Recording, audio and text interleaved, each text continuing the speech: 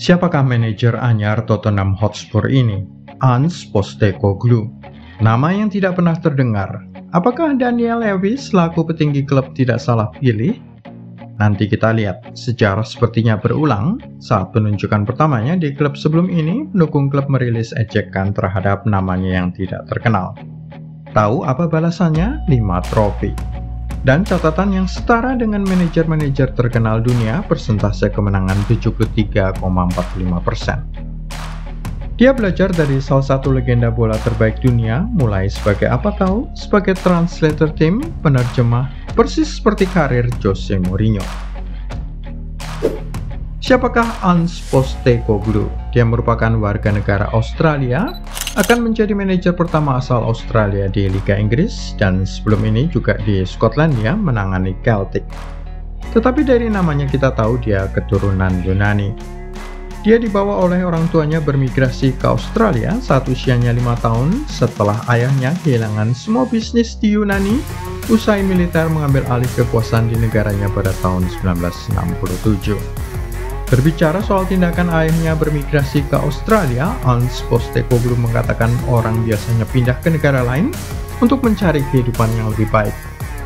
Orang tua saya tidak menemukan kehidupan yang lebih baik. Mereka pindah ke Australia untuk memberi saya kesempatan guna hidup yang lebih baik. Fotonya saat dia berumur 5 tahun memegang papan bertuliskan identitas nomornya, nomor 24, saat pertama kali tiba di negeri kanguru, menjadi sebuah foto yang ikonik. Tatapan dingin dan tajam yang sama kini digunakan untuk meneror para pemainnya guna tampil hebat di atas lapangan. Karir manajer Ange Postecoglou. Sesudah menjadi pemain di klub yang kurang terkenal dan meraih 10 trofi, dia mulai meniti karir sebagai pelatih di 2 klub Australia. Selain menangani tim U17 dan U21 negaranya serta skuad senior Australia yang kemudian menjadi juara Piala Asia AFC 2015. Dia kemudian memberi 1 piala bagi Yokohama F. Marinos, Piala Liga Jepang pada tahun 2019, dan itulah kali pertama Ange Postecoglou menarik perhatian klub Skotlandia Celtic. Usaha Celtic mendatangkan si pelatih dengan tatapan dingin ini tidak sia-sia. Dia memberi mereka 5 trofi dari kemungkinan 6. Trofi Premiership Skotlandia pada 2021, 2022, Piala Skotlandia 2023, Piala Liga 2022 dan 23. Pada hari Sabtu 3 Juni dia mempersembahkan piala kelimanya bagi Celtic. Hari Selasa 6 Juni, Postecoglou secara resmi diumumkan sebagai manajer Tottenham Hotspur berikutnya. Apa sih istimewanya 5 trofi di Celtic? Dengan Celtic dan Rangers merupakan 2 tim raksasa di Skotlandia, sudah biasa kan seorang manajer meraih banyak trofi? Ya, tapi kali ini beda. Untuk bisa memahaminya, kamu harus tahu bahwa sebelum kedatangan Postecoglou, Celtic mengalami musim yang paling memalukan dalam sejarah mereka. Pada musim sebelum Postecoglou datang mengambil alih, Celtic gagal mendapatkan 10 gelar juara Liga Skotlandia berturut-turut yang sudah mereka rebut sejak 2012. Mereka disisihkan oleh Rangers dengan selisih 25 poin. Rangers 102 poin, Celtic di posisi kedua dengan 77 poin. Itu merupakan penghinaan besar-besaran untuk dominasi Celtic. Pada tahun yang sama, Rangers menyingkirkan mereka dari Piala Skotlandia dan Ross County menyingkirkan mereka dari Piala Liga. Ada protes keras serta spanduk yang menyerukan pemecatan pelatih serta direksi klub. Suasananya sangat toksik. Ada kekecewaan besar di kalangan para pendukung.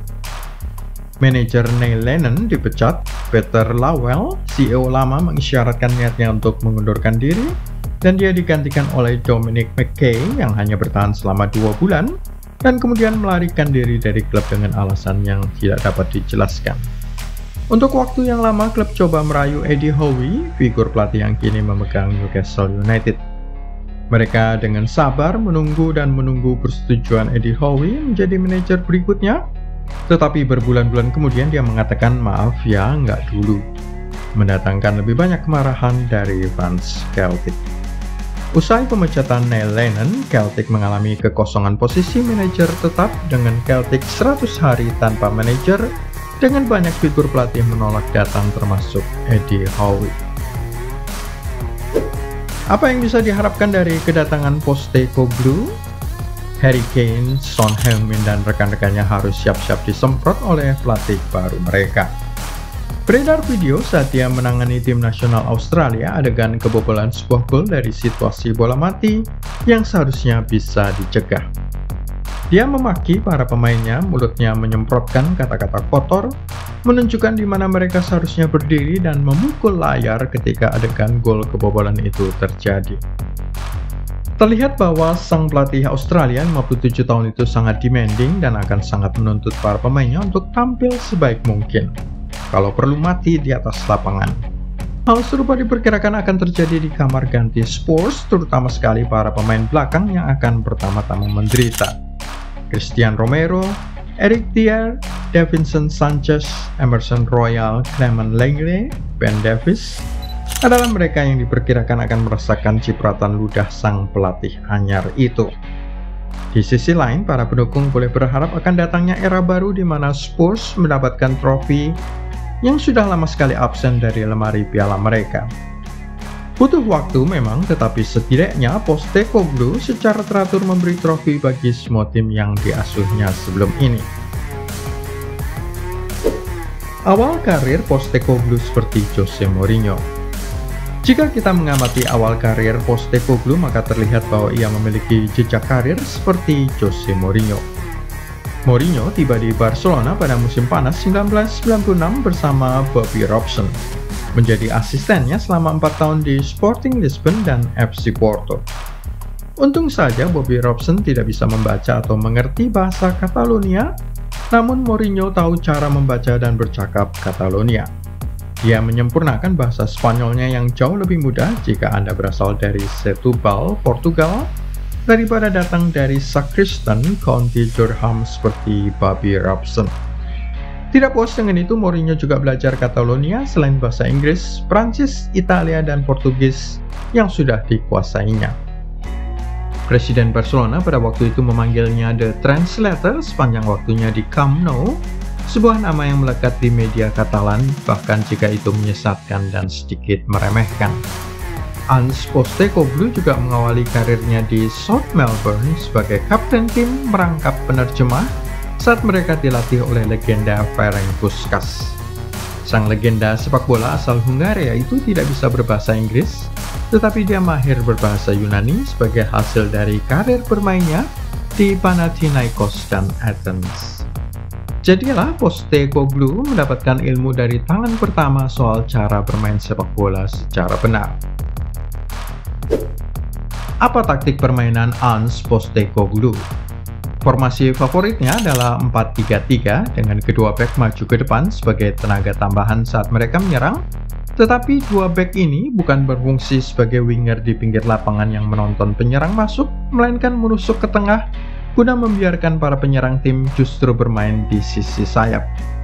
Dua bek tengah akan bermain sebagai penyuplai bola dan menguasai lapangan tengah, menyebabkan Celtic bermain dengan operan-operan pendek yang cepat dan dominan di tengah lapangan. Ange Postecoglou tidak menyukai bola-bola panjang atau diagonal yang cenderung mudah hilang dan dikuasai lawan. Itulah bedanya taktik 4-3-3 Postecoglou dengan peramu 4-3-3 lainnya, termasuk Johan Cruyff yang disukainya, serta pengaruh dari pelatih Belanda lainnya Guus Hiddink yang pernah menjadi pelatih timnas Australia. Tulis pendapat kamu di kolom komentar, jangan lupa juga klik like, subscribe, serta tendang loncengnya.